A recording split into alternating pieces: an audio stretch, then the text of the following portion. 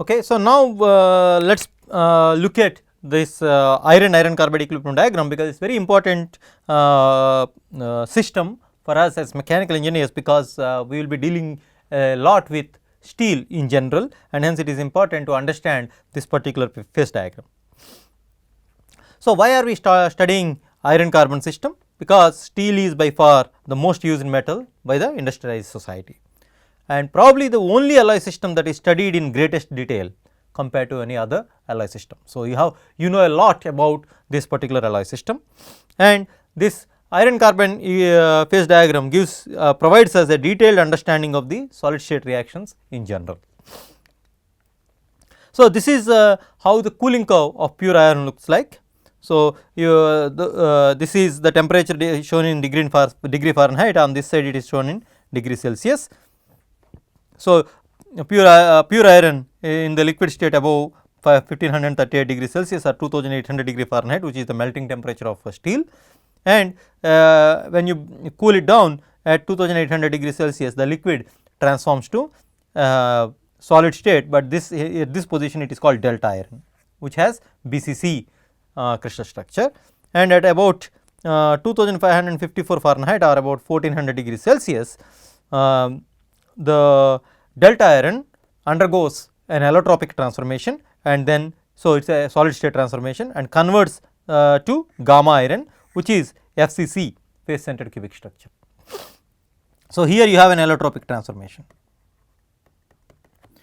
and then until 910 degrees Celsius or 1670 degree Fahrenheit, the gamma iron is stable, but at that temperature about 900 degrees Celsius, again there is another allotropic transformation takes place, and then the gamma iron transforms to alpha iron, right, and then alpha iron is going to be non-magnetic to begin with, and until 765 degrees Celsius, and below the 765 degrees Celsius it regains its magnetic properties, it develops magnetic properties, right. So, but the crystal structure will still be BCC. So, for pure iron, as we have discussed, we have two allotropic changes, one from when it is cooling down, one from delta iron to gamma iron, another one from gamma iron to alpha iron.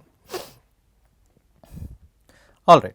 So, this is the typical iron carbide equilibrium diagram. It is not iron carbon equilibrium diagram that we are showing here, it is a portion of iron carbon equilibrium diagram, and as we have discussed in our type 4 alloys, whenever you had an intermediate solid solution, you can actually, or intermediate phase, you can actually see that portion as an independent phase diagram.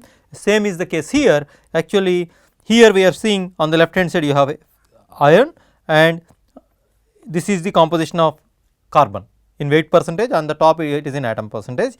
So, 6.7% carbon, here you will have a special intermediate compound that is called cementite Fe3C, and right to that again you can have so this is a specific compound, and hence in between you can see this as a independent phase diagram, like as we have discussed in the type 4 alloys, right. So, the iron carbon says the carbon can actually in the form of graphite can go up to 100%, but we are only interested in this iron carbide diagram, because we will not use any iron carbon alloy beyond this carbon percentage, because that is going to be extremely brittle.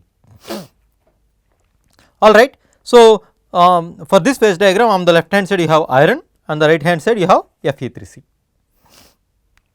All right. So, let us identify some important points. So, this is eutectic point. So, liquid is transforming to two solids, gamma, which is also called austenite, gamma iron or austenite, and this is Fe3C. The another name for Fe3C is cementite. Okay. So, gamma is called austenite, alpha phase is called ferrite. This is your eutectic point, and that is our eutectoid point, where austenite transforms to ferrite and cementite. So, I will also call F plus C, ferrite and cementite. And this is our peritectic point, where liquid plus solid transform to another solid. So, here this is our delta region. So, this region, two phase region, liquid plus delta, upon cooling will give you gamma. So, that is our peritectic reaction point, and it is important that we remember the compositions and the temperatures of these important reactions points, the eutectoid point. In several textbooks, this number 0.76 can vary. In some textbooks it is in this book it is written as 0.76, in some textbooks it is written as 0.78, 0.8. So, there may be slight variation, but it is about 0.8. This percentage of carbon is about 0.8, and that is what is called eutectoid compound or eutectoid alloy. All right. And please note that Fe3C diagram is not a true equilibrium diagram. Why? Whenever we are saying equilibrium, it implies that the phases do not change with time. That means, the phases that we are talking about should not change with time if it is a true equilibrium diagram. However, the cementite or Fe3C decomposes to iron and carbon over time, but this time can be very long time, but eventually it will decompose, and hence strictly speaking we cannot call this iron carbide equilibrium diagram as true equilibrium diagram. However, as I mentioned, the decomposition takes extremely long time, several years. For instance, at 1300 degree Fahrenheit, that is about this is 1000. So, that is about this temperature, it takes several years to form iron and graphite. The cementite takes several years to form iron and graphite. At low temperatures it will take even longer time, right, and hence for practical purposes it can be considered as equilibrium diagram. And please note that the diagram that we are looking at is iron carbide equilibrium diagram. It is, that means, it is a portion of iron carbon diagram, but it is not complete iron carbon equilibrium diagram, it is iron carbide equilibrium diagram. All right. So, all of you should be able to draw this diagram, and you should be able to identify what are the compositions and the solubility. So, for instance, if you see this alpha ferrite has maximum solubility of 0.022 weight percentage of carbon here, and gamma iron has 2.14% weight solubility of carbon in iron, right. So, these solubility limits is something that you should remember, and you should be able to draw this diagram completely at the end of this course. So, as we have discussed, so the pure iron upon heating experiences two crystal structure changes, as we have seen, one from delta iron to gamma iron, and then from gamma iron to alpha iron. So, at room temperature the stable form called ferrite or alpha iron, which has BCC structure, and when you are heating it up, the ferrite changes to FCC structure, and it is called austenite or gamma iron at about 1666 degrees Fahrenheit or 912 degrees Celsius. And austenite remains stable up to 1394 degrees Celsius or approximately 1400 degrees Celsius, at which FCC austenite reverts back to BCC phase, but this BCC phase is known as delta ferrite, and which finally melts at 2800 degree Fahrenheit. So, we have seen two phase transformations, alpha iron to gamma iron and gamma iron to delta iron. So, the crystal structure of iron at room temperature is BCC. And what is the crystal structure of Fe3C? The crystal structure of Fe3C, which is an intermetallic compound, is orthorhombic.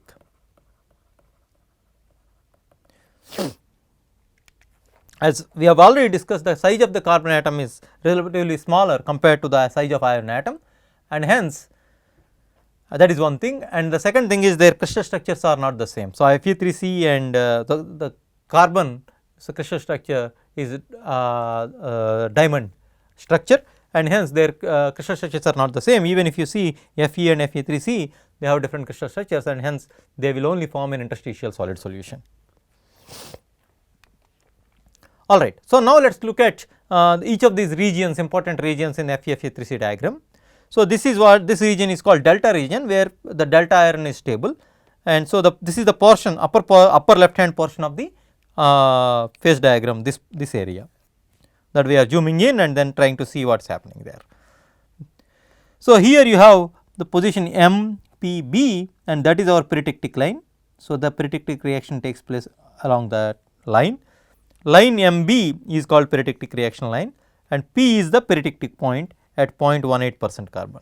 So, the peritectic point. So, if you are talking about a peritectic alloy, that is 0.18% carbon. So, what is the reaction that is taking place here at the point P? Liquid plus delta transforming to austenite or gamma iron. So, liquid plus delta upon cooling gives you gamma. So, the maximum solubility of carbon in BCC delta iron is about 0.1%, that is this, right. So, this is the maximum solubility. You cannot have more than 0.1% carbon in BCC delta iron at point M, while in FCC we would see the solubility is much higher. We can see that in FCC the solubility is 2.14% as compared to 0.1% in the BCC delta iron. So, the temperature for these allotropic changes increases with increase in carbon content, right. So, we can see that here a pure iron converts from gamma iron to austenite, gamma iron to delta iron at 2554 degrees Celsius, but if you are at higher temperature, for instance higher carbon content somewhere here, then your complete transformation to delta iron, it starts here and it ends here. So, austenite starts transforming to delta iron here, ends transforming to delta iron here. That means, it happens at a higher temperature than for the system which has lower carbon content. So, that means, the temperature for allotropic change increases with increase in carbon content, that is described by this line Nm. So, what is the significance of line NMPB? So, on cooling, the line Nm, when you are cooling down, the line Nm represents the beginning of allotropic change and the line Np sort of represents the end of allotropic change, right. So, beginning of allotropic change from BCC delta iron to FCC gamma iron for alloys less than 0.1% carbon. This is the starting allotropic change starting point for alloys less than 0.1% carbon, and MP, this portion represents the beginning of allotropic change, right, delta transforms to austenite through not through peritectic reaction. So, the beginning of this delta plus liquid plus delta is transforming to austenite is through peritectic reaction for alloys between 0.1% and 0.18%, and NP of course represents the end of allotropic change, and the line PB is beginning and end of allotropic change, because the below that you only have, here you have liquid plus delta, this is liquid plus austenite. So, all the reaction that will take place is some amount of liquid plus delta would be converted to austenite and still some amount of liquid remains. So, this is the beginning and end of allotropic change. Here the allotropic change happens at constant temperature, whereas left to P allotropic change happens over a range of temperature. And for alloys with more than 0.5% carbon, you do not see the formation of delta iron. So, the delta iron is not necessarily always a stable phase, because it depends on the carbon content. If the carbon content is greater than 0.5%, you will not have delta phase at all. So, 0.5% carbon solidify directly to austenite, they will not go through allotropic change. So, the delta iron is only stable in the portion where the carbon content is less than 0.5%. And as however, the region of delta iron or delta region is usually of not great engineering significance, because this phase is unstable at room temperature. For plain carbon steels, it is not stable at room temperature, and hence not so much attention is usually paid to delta phase. All right. So, now let me we have redrawn this iron carbon equilibrium diagram, and then E is our eutectic point and J is our eutectoid point, and C represents the maximum solubility of carbon in austenite, and other two phase regions are represented. So, the eutectoid, so the eutectic mixture, the liquid when it is going through eutectic reaction, it will form austenite and cementite, right. It will form a eutectic mixture of austenite and cementite. The eutectic mixture of austenite and cementite is having a special name called ladbrite. And similarly, at eutectoid reaction, austenite, this austenite is transforming to ferrite and cementate. So, this will be eutectoid mixture of ferrite and cementate that has a special name called perlite. You have to remember these names. Okay. So, the line CED represents eutectic line, which gives you the microstructure ladybirite, and the line HK represents our eutectoid reaction, which gives us the microstructure perlite.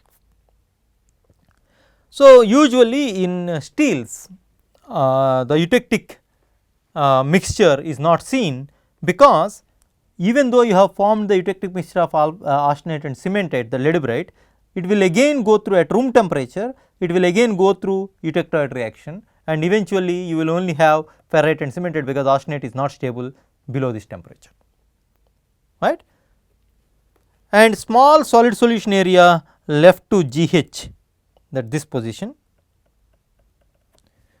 you will have a change of crystal structure as we have discussed from gamma to alpha, and then this is what is called ferrite, which is BCC, having BCC microstructure, right. So, this should be our, this is our ferrite.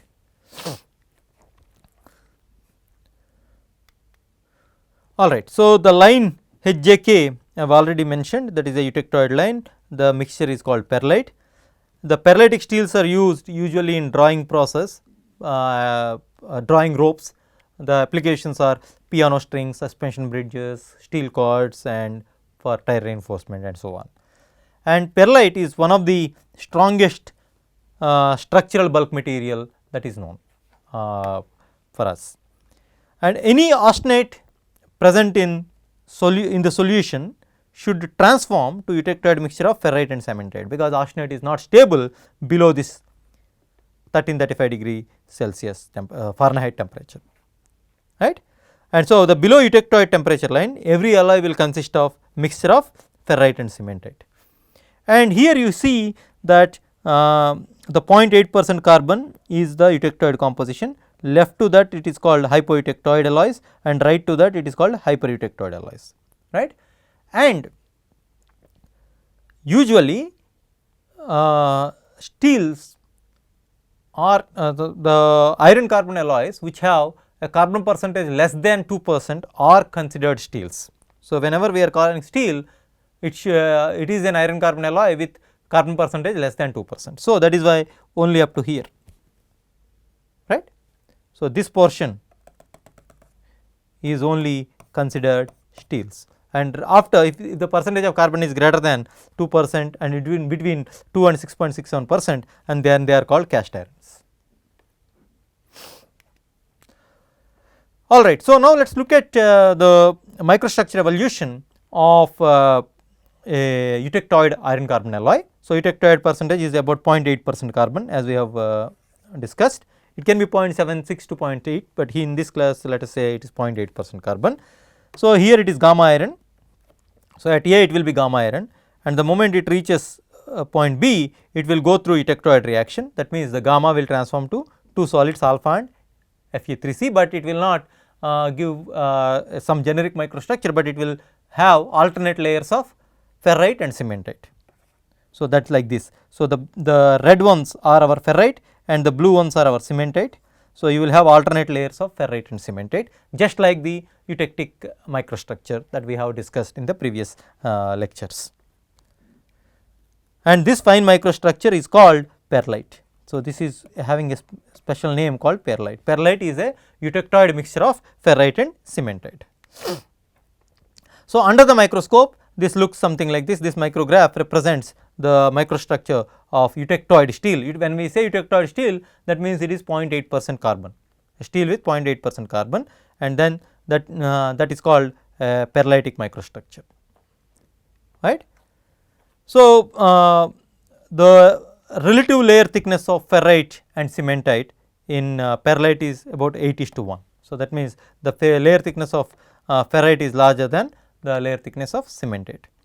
So, the mechanically the perlite has properties between soft ductile ferrite and hard brittle cementite. So, it will have properties between ferrite and cementite. and the phase transformation, as we have discussed, requires a redistribution of carbon by diffusion, and as we have discussed in the case of eutectic reaction, why they have alternate layer formation rather than separate islands of this ferrite and cementite. That is because if you have alternate layers of ferrite and cementite, the requirement for atomic diffusion is less. So, that atomic diffusion can happen only over short distances, as we can see in this figure here. All right. So, now all the alloy compositions left to eutectoid composition are called hypoeutectoid alloys, all the alloys right to the eutectoid composition are called hypereutectoid alloys. So, all the steels which have less than 0.8% carbon are called hypoeutectoid steels, all the steels which have carbon percentage greater than 0.8% carbon are called hypereutectoid steels, right. So, now let us look at the microstructure evolution in the case of a hypoeutectoid steel. So, here we are, this is our eutectoid composition. So, let us go through the cooling of a hypoeutectoid alloy whose composition C naught equal to 0.3% carbon. Okay. So, at point C you have gamma iron austenite, and as this point as you are cooling down until the temperature reaches this point, nothing happens, everything will be gamma, but as soon as it starts hitting this MO line, this the transformation from gamma to ferrite starts happening, right, because this is alpha. So, this is a two phase region. When you draw a tie line here, and this is our gamma phase and this is our alpha phase. So, you will have a two phase region which is alpha plus gamma, right. At point D the system is in two phase region alpha and gamma, and most alpha particles form along the grain boundaries of gamma. So, here you can see that gamma, and around the grain boundaries you are forming the alpha particles.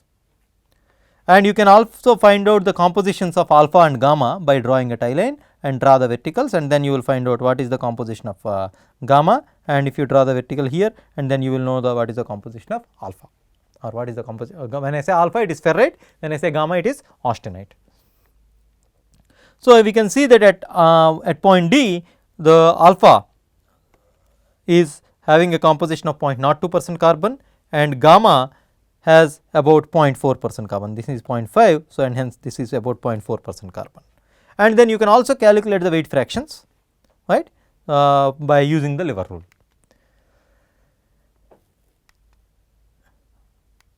.02 and 0.4. All right. So, if you further cool it down as you reach point E, the weight fraction of alpha ferrite increases, as you can see the red portions represents our ferrite, and the weight fraction of ferrite has increased, and the moment it hits the eutectoid line, that is NO line, then the remaining gamma would have to undergo the eutectoid reaction and give gamma has to transform to eutectoid mixture of ferrite and cementite, and then you can see that eutectoid mixture of ferrite and cementite, here the blue one is cementite and the red one is ferrite. So, you can see the thickness of perlite is in perlite we know that the thickness of ferrite is little larger than thickness of the cementite, as we can see here, right. So, this is the now this is our pro-eutectoid. So, we can see this is our pro-eutectoid ferrite, and the remaining is eutectoid mixture of ferrite and cementite, that is what is called perlite. All right. So, in this region you have again is this is a two phase region, right, because you have ferrite and cementite. Again by drawing a tie line you will know what is the composition of ferrite and what is the composition of cementite, total composition of ferrite and cementite. And so, this is how the typical microstructure of a hypoeutectoid alloy of 0.38% carbon. So, you can see that this is pro-eutectoid ferrite and this is the alternate layers of ferrite and cementite called perlite. So, you can see the eutectoid mixture of ferrite and cementite here. So, we can see that with further cooling down virtually there is no change in already formed ferrite. So, the eutectoid reaction results in the formation of about 37%. You can calculate the weight fractions from the tie line. 37% of gamma phase to fine eutectoid mixture of ferrite and cementite called perlite at the eutectoid line.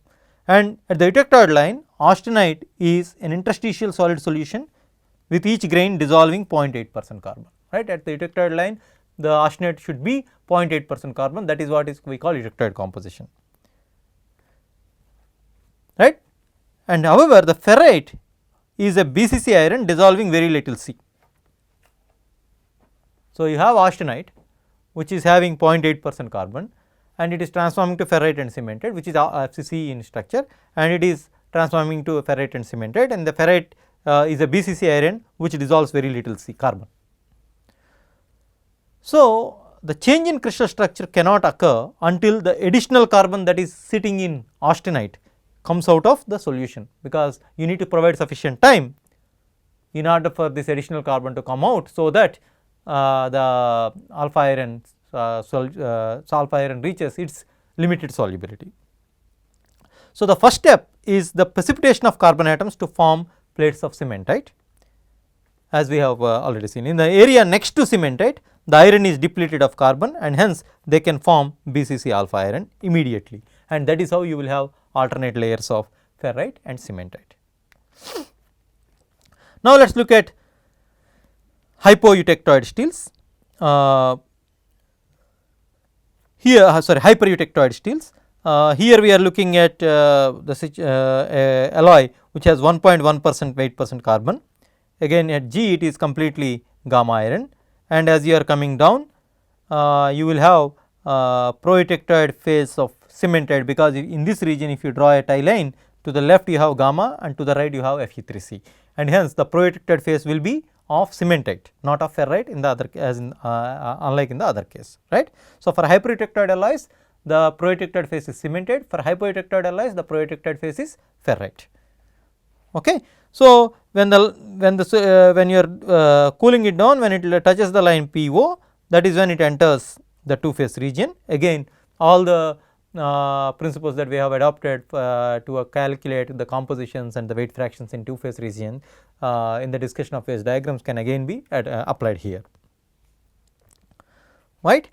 So, here the line PO sort of represents the maximum amount of carbon solubility in gamma, right. So, the solubility of carbon at H is lower than that at G, right. At G you have this much solubility of carbon. So, you would have 1.1% carbon.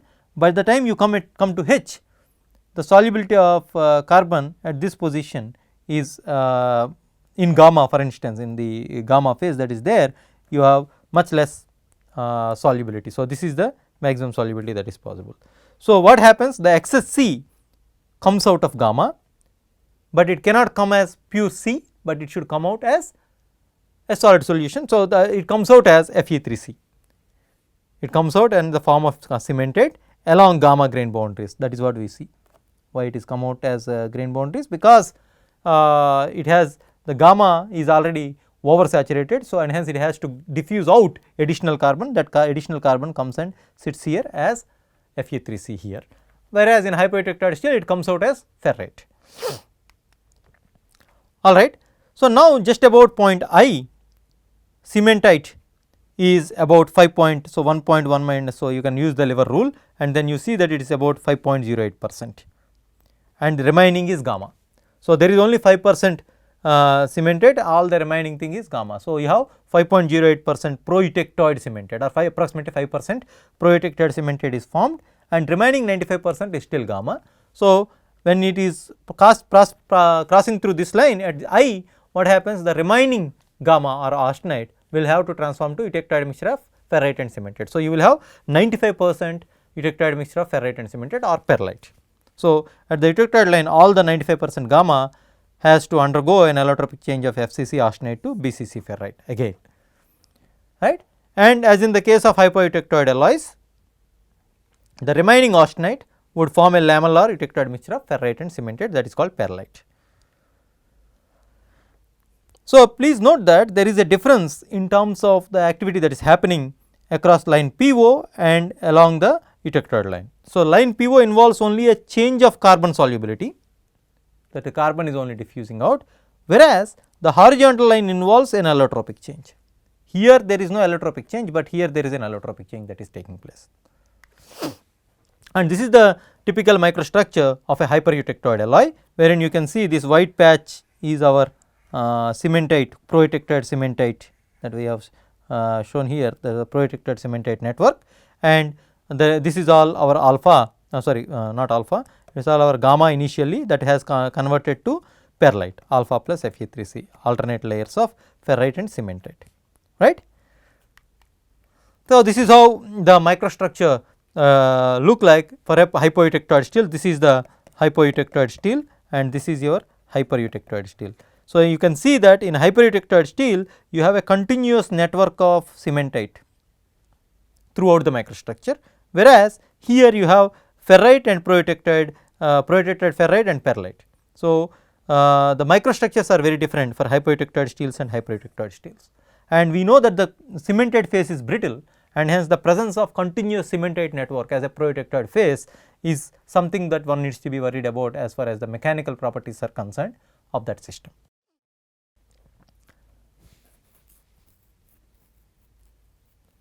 So, the mechanical effect on mechanical properties, the ferrite is soft and has medium tensile strength about 40,000 psi, and cementite is hard with low tensile strength about 5000 psi, and the combination of these two phases in eutectoid composition as perlite produce a much higher tensile strength of about 120,000 psi. So, as we increase the amount of perlite, as we increase the carbon percentage for hypoeutectoid steels, amount of perlite increases for and hence the tensile strength and Brinell hardness increases up to eutectoid composition, and ductility and impact strength decreases with increase in carbon content, because carbon is going to increase the hardness of the system or brittleness of the system. And beyond the eutectoid composition, however, the strength levels of or sometimes show a decrease due to brittle cementite network. That is what I said. Hypereutectoid steels are characterized by continuous brittle cementite network, and that is going to limit the mechanical properties that one would get obtained. However, the Brinell hardness number or in general hardness continues to increase due to hard cementite network, increasing the fraction of the hard cementite network. Alright, so now let us discuss about the classification of steels, how the steels are classified. The steels can be classified based on the method of manufacture, the manufacturing process. So, depending upon if they are using Bessemer converter to make steel, such a steel is called Bessemer steel or open hearth steel, electric furnace steel or crucible steel. And sometimes they can also be classified based on the usage, such as machine steel, spring steel, boiler steel, structural steel and tool steel. If you are using for tools, cutting tools and so on, then that such a steel is called tool steel. However, the most popular classification is based on the chemical composition, which describes the percentage of alloying elements, and that is most popular classification for the steels. So, here in this class we will discuss the classification for SAE steel. Society of Automotive Engineers have given some specifications for steel grades by their chemical composition. So, usually according to the SAE designation, the steels are designated by 4 or 5 digit number system, which represents approximate content of the important alloying elements. So, the first digit, so suppose you have 4 digits, this first digit represents that it is carbon steel. If the first digit indicates the type of steel, if it is 1, then that is a plain carbon steel, and if it is 2, it is a nickel based steel, if it is 3, nickel chromium steel, if it is 4, molybdenum steel. That means primary alloying element is molybdenum, here primary alloying element is nickel, like that, right. So, here carbon means there are no other alloying elements, plain carbon steel, except for some impurities, it is only a plain carbon steel. So, for alloy steels, the second digit indicates approximate percentage of the predominant alloying element. So, for instance, if you are talking about nickel steel, the second digit represents approximate percentage of the nickel percentage in that steel, and the last 2 digits or 3 digits, if it is a 5 index notation, represents indicate the mean carbon content divided by 100, right. So, let us say if it is 40, then that means 40 by 100, that is 0.4% carbon, right. So, for instance, if I take 2520 steel indicates 2 means is a nickel based steel, indicates a 5% approximately 5% nickel and 20 by 100 0.2% carbon. If I am talking about 1020 steel, that means it is a plain carbon steel, there is no other alloying element and it is 0.2% carbon, that means a hypoeutectoid steel.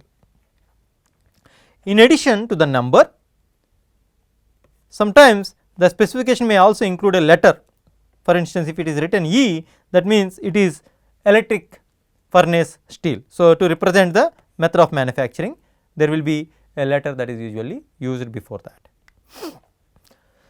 And again the steels are classified based on the carbon content. If the carbon content is less than 0.25%, then such steels are called low carbon steels. If it is between 0.25 and 0.55, then it is medium carbon steel, and if it is between 0.55 and 2, high carbon steel. So, by that definition, all hypereutectoid steels which are having carbon content greater than 0.8% are high strength, high carbon steels, and most of the hypoeutectoid steels are low carbon steels or medium carbon steels, and some from 0.55 to 0.8% carbon. These hypoeutectoid steels are high carbon steels. And all the steels, you always have certain amount of manganese because of the need for improving the hardenability of the steel, even for the plain carbon steel. Okay. Now, let us look at effect of other elements on the properties of steels. So, first let us look at the sulfur. Sulfur is generally maintained less than 0.05% in steel. When it present in steel, the sulfur combines with iron to form iron sulfide FeS, which in turn forms a low melting point eutectic alloy. So, FeS is a low melting point eutectic alloy, and this FeS phase is usually concentrated around the grain boundaries. And steel sometimes becomes brittle due to melting of iron sulfide, because it is a low melting point eutectic phase and destroying the cohesion between the grains when it is used at or forged or rolled at high temperature. So, and hence the sulfur presence in iron around iron atmosphere is not actually good. However, if, as we have discussed, always this plain carbon steel will have some amount of manganese. However, in the presence of manganese, it prefers to form manganese sulfide rather than ferrous sulfide, and the manganese sulfide actually has an advantage. It actually manganese sulfide passes out as slag or remain as a well distributed inclusion throughout the structure without causing the adverse effects that ferrous sulfide would cause. And for free machining steels, sulfur is usually maintained at 0.08 to 0.35%, which improves the machinability due to the presence of greater number of sulfur inclusions, leading to breakup of chips. Because it is giving additional hardness, and it allows us to break the chips better. Manganese, as we have discussed, is present in all commercial plain carbon steels in the range of 0.03 to 1%. So, one of the major advantages of manganese is that it counters the ill effects of sulfur by forming manganese sulfide. However, if more manganese is present, then it forms a compound with carbon as Mn3C associated with cementate, like Fe3C is formed. Similarly, you will have Mn3C, and it also, manganese also acts as a deoxidizing agent, improving the soundness of casting. So, it will get rid of some gases that are probably trapped in the liquid state. Steel is called an alloy steel if manganese content is more than 0.8%, otherwise it is called plain carbon steel. And the next alloying element that we are interested in is phosphorus. So, phosphorus content is usually kept very low, less than 0.04%, and the small quantity of this small quantity of phosphorus tend to dissolve in ferrite, increasing the strength and hardness of the steel slightly. In some steels, you may have a higher percentage of phosphorus in order to improve the cutting properties. However, in large quantities, if you have large quantities of phosphorus, it reduces the ductility, leading to cracking of steels when cold worked, making it cold short. So, you should not have too much of phosphorus phosphorus in steels. And another important alloying element is silicon. In silicon content in commercial steels is usually maintained in the range of less than 0.3%, and silicon dissolves in ferrite, increasing the strength of the steel greatly while decreasing the ductility of the steel. Again, it also promotes the deoxidation of molten steel through formation of SiO2, thus leading to sound castings. Okay. So, with that we have finished our discussion on phase diagrams and then spent reasonable amount of time understanding the phase diagram of iron carbon system, and we have also discussed the evolution of different microstructures for hypoeutectoid steels and hypereutectoid steels and effect of certain alloying elements. The more details on phase diagrams and also iron carbon system can be obtained or found from these three very useful sources: Sidney H. Avener's Introduction to Physical Metallurgy, Callister's book on Material Science and Engineering, and Reed Hill's textbook on Physical Metallurgy. Thank you very much, and we will start looking at heat treatment and thermal processing of steels in the next module. Thank you very much.